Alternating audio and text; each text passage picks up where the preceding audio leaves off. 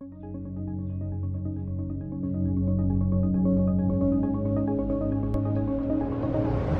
guys, Mr. Popsy here. If you need any help with your skin, my new office, MPZ Dermatology, is open. Give us a call at 951-270-4494.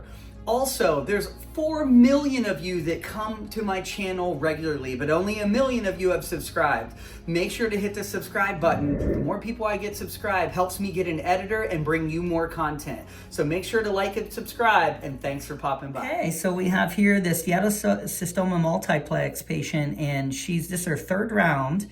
You can see just 2 months out or so, maybe 3. Her PIH is very minimal, post-inflammatory hyperpigmentation. Scarring also, these 1 millimeter little spots in time are gonna go basically to flesh tone. And you can see when we pull the skin, she has way less bumps, but we do still have some that are there that we're gonna get today. So basically I kind of pull this and I'm gonna mark where the bigger ones are. We do just a little 11 blade poke. And as we do several sessions of these, we're gonna be getting this very, very smooth. Now, can they come back? Yes. Can she get new ones? Yes, but usually it takes a while. And you can see where we had the bigger ones, when I pull that skin, there's 2 right in a row there, nothing. So totally flat, which is good. They can just be in clusters so they can be around the other ones we got, but that's looking a lot better.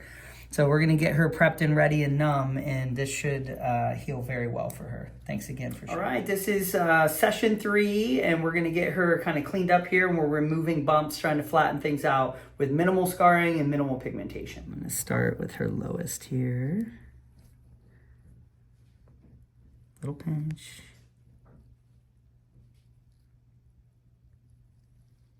A little bit there. Yeah. You actually had a little scar tissue there too. That was a very dry one.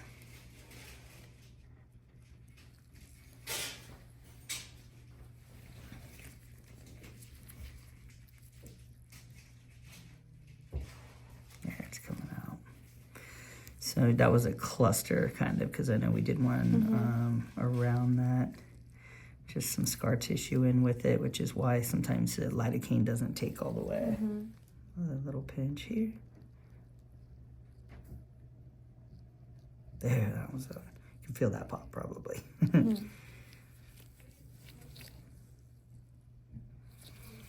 It's good.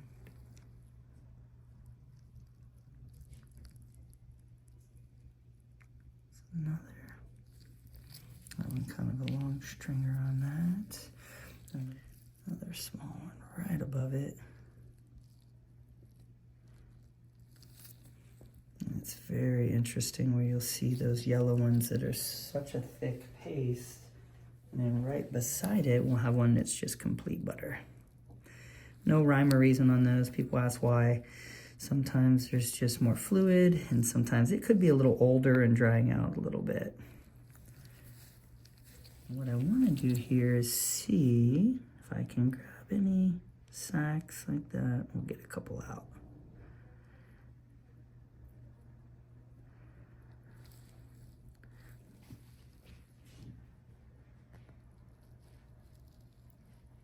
A little bit of hair in that one too, which we expect.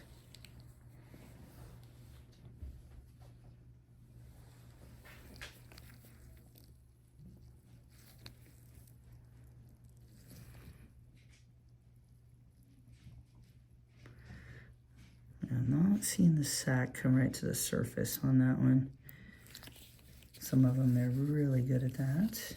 This one's not yet. Let me see here. Got it. Just had to come from the other direction there.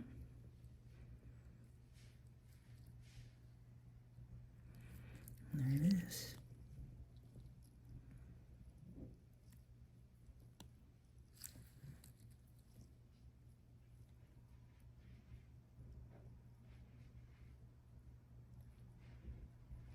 It's trying to suck back in there. So generally when I can get most of it out, we just kind of go back and forth, and then I can use the 11 blade at the bottom just to get that last attachment. But this one's actually coming out pretty decent.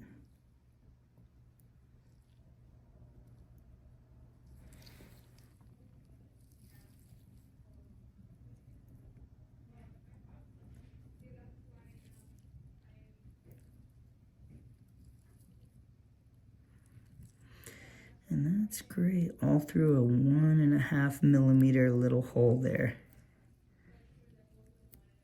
Very, very good. And that's that sac right there. Good size one. Look at the bottom here. She might add another one right beside it here. It looks like she did. There's two. We can get it. We will. No pain? Mm-mm. Good. You're doing great.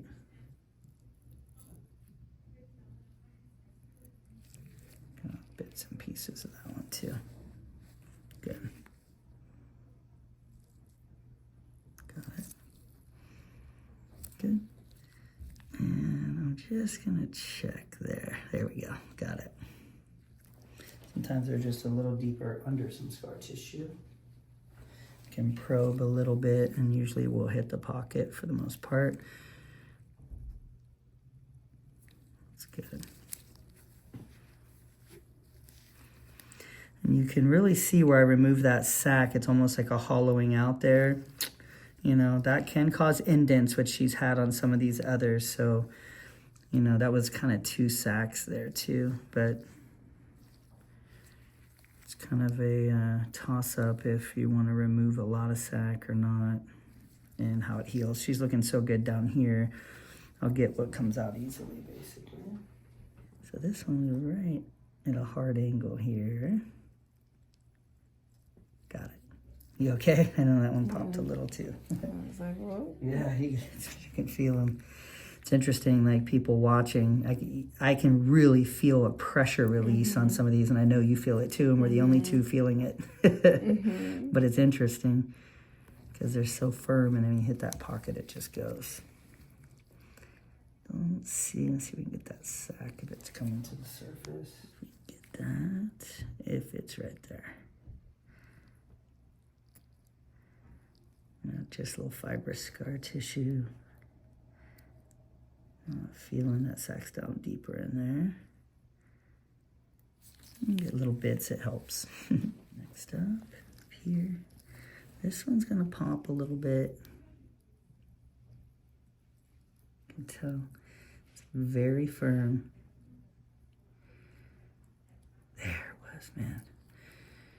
Some of these have a thick wall, I feel like, because it really is hard for an 11 blade sometimes to even go through.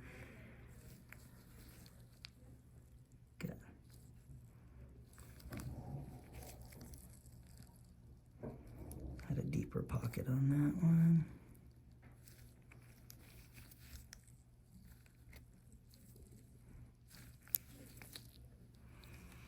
Very nice. We'll come right across these here. This is 1, 2,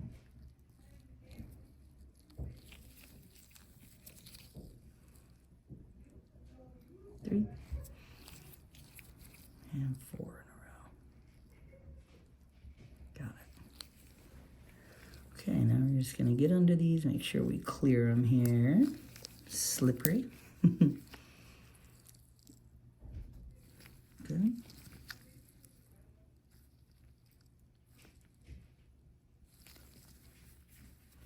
Very nice, and that's gonna take kind of the lumpiness away.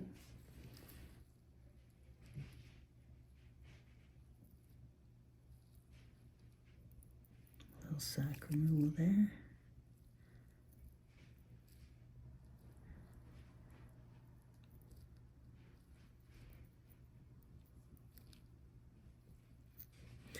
These remind me of the bottom of big cysts. They're fibrous, like when we're removing large cysts, actual epidermal inclusion cysts.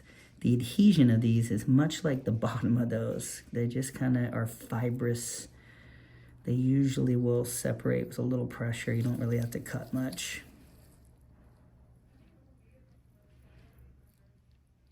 Very interesting that they're forming underneath there. Good. Last one, just a little one right there.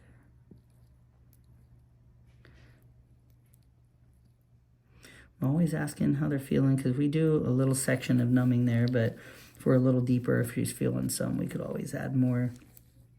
That's looking a lot better. And a couple big ones over here.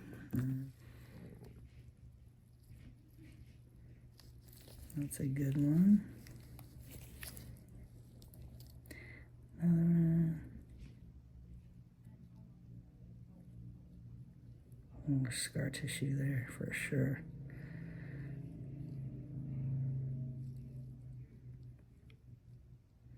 There's kind of a sac right under that too, but we got, here's a little pocket. Okay. We'll squeeze on both.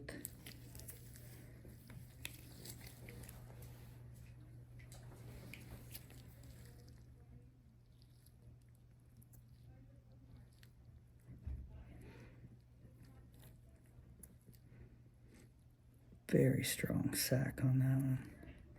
Just getting bits of it.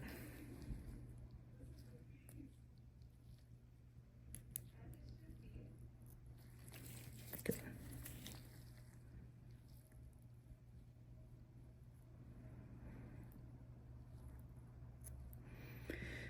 And some people ask about cauterizing, just cauterizing the entrance there. Skin that has a little bit of pigment in it, as you've seen in the past.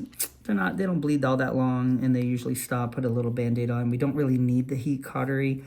If I get bits and pieces of these sacs out, that's gonna stop them from regrowing. So sometimes we get the whole sac, sometimes we just get little bits of it. Let's turn, I don't need that. Get this little bit right there. There's a hair right involved in that sac that was residual. Let's see. Right at the top there. So what we're really concerned about, for me at least, and I know for her because we have that discussion, is just kind of removing the bumpiness with the minimal pigment and minimal additional scarring to the area. I know you can see here some of her deep, she has a couple of deep indented scars where people really did a deep removal on it in the past. We don't want to have 30 or 40 of those scars. So if we can just get that smooth with minimal scarring, that's what we're going for. And she did great. And we'll keep going with her. We're going to do, a couple dozen each time. And as we start to smooth that out, we'll move on to the next section. But thanks to her for sharing, and thanks for popping by.